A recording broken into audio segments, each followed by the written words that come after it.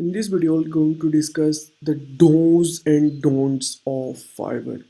I'm going to, I've already discussed the do's, so things I'm going to discuss are the don'ts.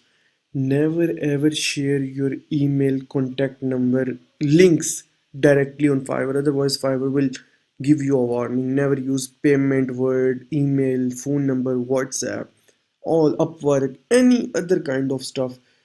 Otherwise, Fiverr will immediately ban you.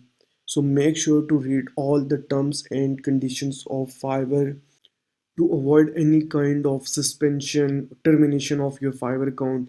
So make sure to follow all the Fiverr terms and conditions and contact the customer support in case of any confusion.